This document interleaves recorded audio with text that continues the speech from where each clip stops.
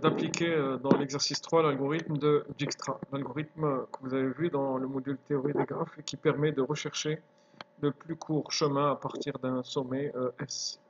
Dans cet exemple-là, on va prendre donc comme sommet de départ le sommet 1 et donc cet algorithme-là qu'on va appliquer peut-être de manière plus détaillée et en même temps d'une manière différente que celle que vous avez fait dans le module théorie des graphes. Donc un graphe orienté, on peut même utiliser un graphe qui n'est pas orienté. Et donc on va prendre comme sommet de départ le sommet 1 et on va appliquer à la lettre cet algorithme-là. On utilise deux tableaux. Le tableau V qui va contenir la valeur des plus courts chemins du sommet 1 vers tous les autres. Et le tableau P qui va contenir, en fait, qui va nous permettre de trouver le détail justement de ces plus courts chemins. Donc pour cela, on va représenter les différents états du tableau V. Donc ici, c'est les sommets, les indices, et ici, donc, c'est la valeur de V. Et à chaque fois qu'elle change, donc, on va suivre son évolution. Ici, nous avons un tableau qui va donc permettre de savoir quels sont les sommets qui ont été fixés ou marqués. Et le tableau V, pareil pour le tableau P, passe, c'est pareil pour V, on va essayer de suivre les valeurs, mais peut-être d'une manière pas aussi détaillée que celle de V, mais en fait, c'est la même chose. Donc cette représentation ici, on voit presque une matrice, ça montre un petit peu la complexité de cet algorithme-là. Ici ρ de n et ici ρ de n, donc ça nous donne une complexité de ρ de n au carré. Donc si tous les sommets sont accessibles, si on a 8 sommets, on aura 8 itérations, puisque à chaque itération, on va fixer un sommet. Par contre, s'il y a certains sommets qui ne sont pas accessibles, donc là, vous pouvez vous arrêter avant même d'arriver à 8 itérations. Donc ce qui veut dire que il faut d'abord voir votre sommet avant de préparer le plan de travail, ou bien vous travaillez ligne par ligne et à chaque fois vous ajoutez une ligne dans votre raisonnement. Allez, on commence par cette première instruction. On va initialiser le tableau V partout par l'infini et le tableau P partout par 0. Ici, le 0 veut dire un sommet qui n'existe pas. Donc si vous avez un sommet qui s'appelle 0, il faut prendre autre chose que 0, moins 1 ou autre chose. Sauf pour le sommet S, donc on va mettre 0 pour la valeur ici, et S pour dans le tableau P. Donc on va mettre carrément 1. Donc puisque ici S est égal à 1, ici on va mettre 0, et ici on va mettre carrément 1. Si par exemple le sommet de départ, prenons par exemple 4, dans ce cas-là, ici vous allez mettre 0, donc V de S égale à 0, et au niveau du tableau P, vous allez faire P de S égale à S, c'est-à-dire ici vous allez mettre 4, et non pas 1. C'est P de S égale à S. Allez, on commence.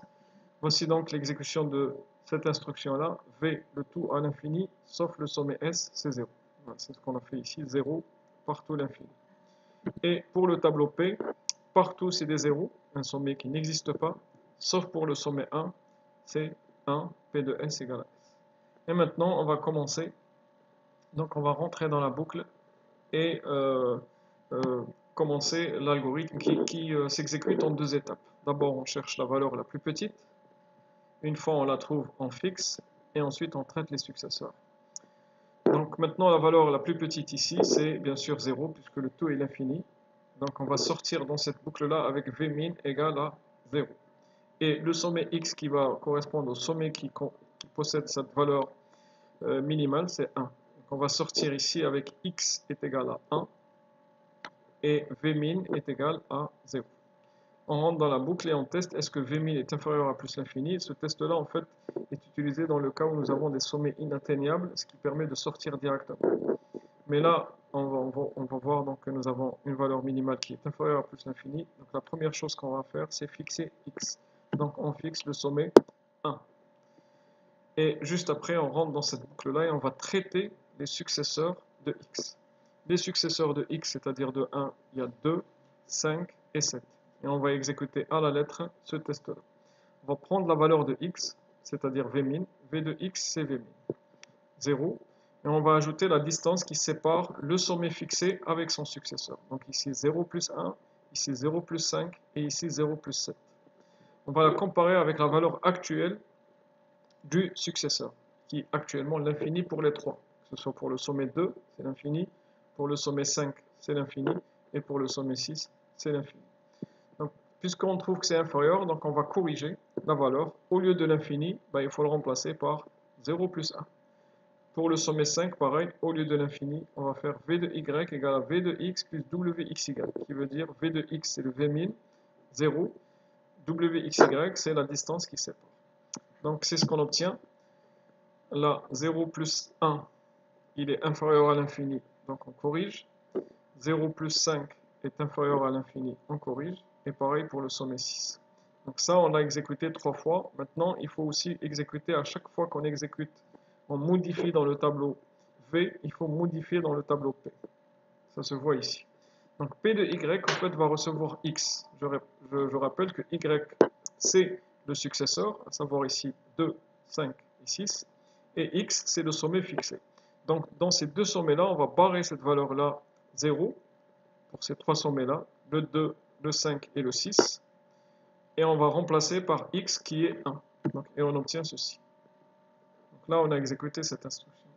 Et là, on vient de terminer donc la première itération de Dijkstra. Et on va répéter ce travail-là à chaque fois.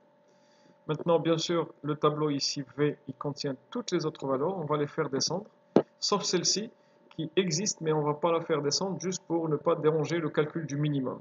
Donc là, le 0 existe, mais il faut savoir que lorsqu'on cherche le minimum, on ne prend pas en considération les sommets fixés. Donc là, on va prendre le minimum juste entre ça et je laisse le 0 juste comme ça invisible pour ne pas m'induire en erreur. Le minimum cette fois-ci c'est 1 et donc notre x c'est 2. Et on va donc le fixer, le sommet 2. Ensuite maintenant on va traiter les successeurs de 2. Les successeurs de 2, il y a un seul, c'est le 3. Donc ça veut dire que cette valeur-là, elle devrait changer. Surtout si elle est d'infini, c'est sûr qu'elle change. Donc là on va tester v de x. C'est le Vmin, c'est-à-dire 1. On a déjà parcouru 1 km en quelque sorte, si la distance ici, on parle ici de distance en kilomètres. Et on va ajouter 1 plus 3, ça fait 4. Donc V de x c'est 1 et Wxy c'est 3. 4 est-il inférieur à V de y, c'est-à-dire l'infini actuel? La réponse est oui. Donc on va corriger. Au lieu de l'infini, mettez plutôt 4. Donc là, on corrige rien qu'ici. Du moment que le 2 il a un seul successeur. Et juste après, donc on corrige aussi dans le P, on va enlever le 0 et remplacer par le X, le sommet qui vient d'être fixé. Et là donc on obtient 2. Voilà, le tableau P, comme on l'a expliqué dans le cours, permet de stocker le dernier sommet à partir duquel on va visiter avant d'arriver à 3 pour obtenir justement cette distance de 4. Voilà, l'itération se termine. Qu'est-ce qu'on fait juste avant de recommencer? C'est de descendre toutes les valeurs sauf celles des sommets fixés, à savoir 1 et 2. Et on obtient donc ceci. Et on commence notre troisième itération. La valeur la plus petite c'est 4, c'est ça le Vmin. Le sommet concerné, x, qu'on va fixer, c'est 3. On fixe le 3 et on va traiter les successeurs de 3. Le 3 il a deux successeurs, le 4 et le 5. Donc on va prendre la distance déjà parcourue qui est le Vmin 4 km, et on va l'ajouter à 8, 12 pour le sommet 4, qu'on va corriger ici avec 12. Et ici 4 plus 0 c'est 4, et on va corriger. Pour le 5 on a 5, donc à chaque fois qu'on trouve une valeur meilleure, on corrige. Ici le test vous dit si c'est inférieur, corrigez cette valeur-là parce qu'on a trouvé un plus court chemin. Donc je répète ici pour le sommet 5, ce qui se passe, c'est que V de x est égal à 4, c'est le Vmin, Wxy c'est 0, 4 plus 0 c'est 4, est-il inférieur à V de y, c'est-à-dire 5? La réponse est oui, donc on corrige. Et voilà, on corrige donc pour le sommet 4 et pour le sommet 5. On a corrigé au niveau du tableau V, maintenant on va corriger aussi au niveau du tableau P. Et pour les sommets, donc on a modifié la valeur, on va donc mettre le sommet fixé, c'est-à-dire x3. Et donc là on aura 3 et ici 3. Cette valeur-là va écraser les valeurs précédentes et on va obtenir donc ceci. On fait descendre toutes les valeurs sauf celles des sommets 1, 2, 3 et on obtient ceci. Et on commence donc une nouvelle itération. Le minimum c'est 4, le sommet x à fixer c'est 5. On fixe le sommet 5 et on traite ses successeurs. Les successeurs de 5 sont le 2 mais déjà fixé, on ne revient pas. il y a le 7 qu'on va traiter, le 8 et le 6. Donc 6, 7 et 8. Et pour le 2, c'est pas la peine parce qu'il a été déjà fixé. On a déjà trouvé le plus court chemin de 1 vers 2, c'est 1 km. C'est pas la peine de corriger, impossible de trouver un meilleur chemin vu que le réseau est positif. Si le réseau contient des valeurs négatives, on peut peut-être en passant par 5, et ici si j'avais moins 6, je peux trouver peut-être un meilleur chemin que 1. Mais puisque le réseau est positif, et ça c'est une condition de l'algorithme de Dijkstra, donc la distance vers 2 a été fixée, et on ne va jamais trouver mieux que cette distance-là puisqu'on a pris le minimum. Donc je reviens au sommet 5 et on va traiter ces trois successeurs non fixés, le 6, le 7 et le 8. Donc on prend le Vmin, c'est-à-dire la distance parcourue jusqu'à maintenant, qui est donc 4, et on va l'ajouter pour le sommet 6, on va ajouter 4 plus 3, ça fait 7. Et actuellement, moi, dans le sommet 6, on a 7. Donc on ne corrige pas. On ne touche pas ni ici, ni ici. On préfère garder... En fait, là, on a trouvé deux chemins qui ont une valeur de 7. Pour aller à 6, soit on part directement avec 7, soit on fait ceci. 1 plus 3, 4, 4 plus 0, 4, 4 plus 3, 7. Donc, deux chemins qui ont la même valeur. On préfère le plus petit peut-être, aller directement que de passer par là et avoir 7 km. Donc là, l'algorithme Dijkstra, il est clair, on ne modifie que lorsque c'est inférieur strictement. Donc pour le 6, on ne touche pas. Et pour maintenant ceux qui modifient, bien sûr ici on ne va rien voir parce qu'il y aura 7, mais celui qui va modifier, il va mettre à la place de 1, il va mettre ici 5. Donc là, on va comprendre qu'il a modifié, il a préféré ce chemin-là, celui qui passe par 5, que le chemin direct qui passe par 1. Donc nous, on ne va pas toucher ni ici, bien sûr, on va garder le 7, et ici, on ne va pas toucher, on va laisser là. Pour les deux autres successeurs, pour le 8, le 7 et le 8, nous avons l'infini, donc c'est sûr que ça sera corrigé, et on obtient 5 et 13. 5 et 13, parce qu'ici, nous avons 4 plus 1, ça fait 5, et 4 plus 9, ça fait 13. C'est mieux que l'infini, on corrige. Et dès qu'on corrige ici, on n'oublie pas de corriger ici, et on va mettre Y, c'est-à-dire le sommet qui vient d'être fixé, à savoir le 5. Et on met donc ici le 5. On fait descendre toutes les valeurs, sauf le sommet 1, 2, 3 et 5. Donc on va descendre le 12 et le 7. Les autres valeurs, je rappelle, elles existent, mais je les ai inhibées juste pour faciliter la recherche du minimum. Le minimum maintenant, c'est 5, qui correspond au sommet 7. C'est donc le sommet 7 qui va être fixé, et on va traiter les successeurs de 7, qui sont le 3, déjà fixé, le 4, pas encore, le 8, pas encore.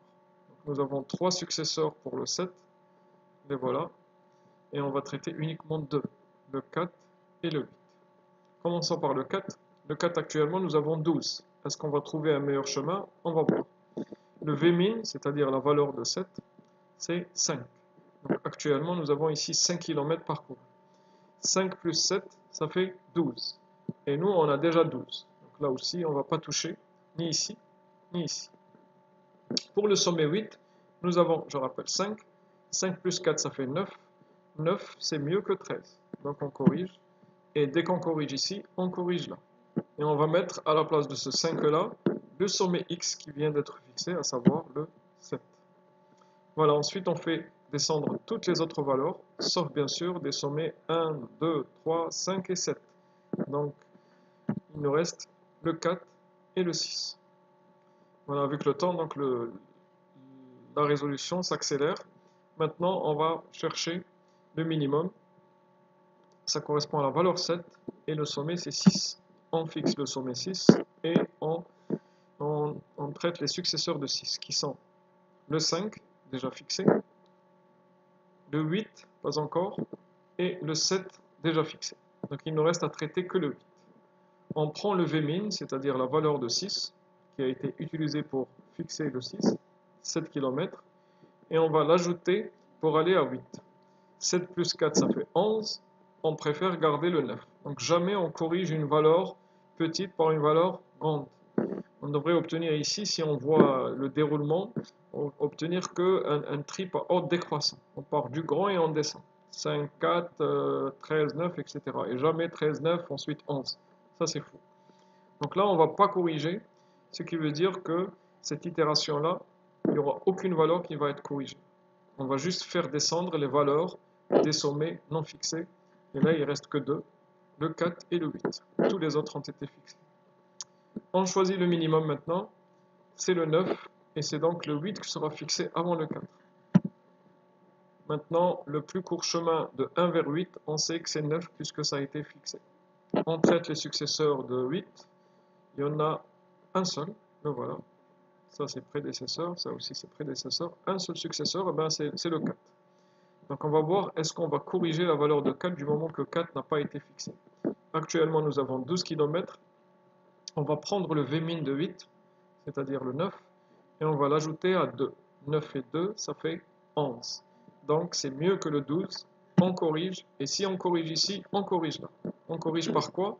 Par le sommet fixé, le dernier sommet fixé, le x. Ici c'est 8. Et on met ici 8. Et voilà. Maintenant, toutes les valeurs en fait existent, mais il n'y a que celui-là qu'on va prendre en considération dans le calcul du minimum. Ça va nous permettre donc de fixer le sommet 4. Et lorsque tous les sommets sont fixés, ça c'est l'un des critères d'arrêt de l'algorithme de Dijkstra. Enfin, on fait descendre donc les résultats finaux. Et voici donc le résultat final aussi pour P. Pour terminer maintenant l'exécution, on vous demande généralement de donner les plus courts chemins, soit de les montrer comme vous le faites en théorie des graphes sur votre graphe, ou bien de les montrer de manière linéaire, textuelle, ligne par ligne. Donc là, pour ne pas se tromper, vous pouvez utiliser le tableau P justement, surtout si vous êtes en train de programmer. Donc vous allez d'abord chercher là où se trouve le sommet S. Donc je répète, on prend que les dernières valeurs. Là, 1, les autres ont été barrés, n'existent pas. Donc là c'est 1, là c'est 1, là c'est 2, là c'est 8, il n'y a pas ça. Là il y a 3, 1, 5 et 7. C'est comme ça qu'il faut lire sinon il faut les barrer. Donc là, on va prendre là où se trouve S, et nous avons 3 sommets qui contiennent S. Le sommet 1, le sommet 2 et le sommet 6. Ceci veut dire que si vous voulez aller vers ces sommets-là, ça sera un accès direct. Bon, pour 1 c'est normal, parce qu'on va rester sur place, mais pour 2 et 6, ça sera un accès direct. Et voici le plus court chemin de 1 vers 2, 1, et de 1 vers 6, 7. Voilà. Donc, parce que ici nous avons 1. Ensuite, maintenant pour continuer, on va chercher, est-ce que nous avons des sommets qui contiennent soit 2, soit 6. Donc on va chercher, nous avons un sommet qui possède la valeur 2 dans le tableau P. Donc c'est le sommet 3. Ceci veut dire que si vous voulez aller à 3, il faut passer par 2. Donc on va prendre ce chemin-là et lui ajouter le 3. Donc le plus court chemin de 1 vers 3, la valeur c'est 4. Pour l'obtenir, il faut faire ceci. 1, 2, 3. Ensuite, maintenant, on va chercher, est-ce que nous avons le 6? Il n'y a pas. Maintenant, on va chercher le 3. Est-ce que nous avons un sommet qui possède le 3? En principe, oui. Le voilà. C'est le 5. Donc, si vous voulez partir de 1 à 5, il faut passer par le 3. On prend tout ce schéma-là et on ajoute le 5. Voici le plus court chemin de 1 vers 5. C'est 4. Ensuite, on cherche le 5. Le 5 apparaît aussi une seule fois pour le 7. Donc, on obtient ceci. Ensuite, on cherche le 7, il apparaît une seule fois, c'est pour le 8. Et ensuite, on cherche le 8, il apparaît une seule fois, c'est pour le 4. Et voilà. Donc c'est comme ça qu'on génère les plus courts chemins. Pour aller de 1 vers 4, le plus court chemin, le voici. 1, 2, 3, 5, 7, 8, 4. C'est ce chemin-là qui vous donne la valeur la plus petite, à savoir 11. Et avec ceci, donc, on termine la résolution de cet algorithme-là. Et vous voyez bien ici, donc, nous avons une boucle répétée qui va fixer à chaque itération un sommet. Donc ça se fait en rho de n. Et nous avons à l'intérieur de cette boucle-là une autre boucle aussi en rho de n qui est imbriquée. Donc ça nous donne une complexité de rho de n au carré pour l'algorithme de Dijkstra.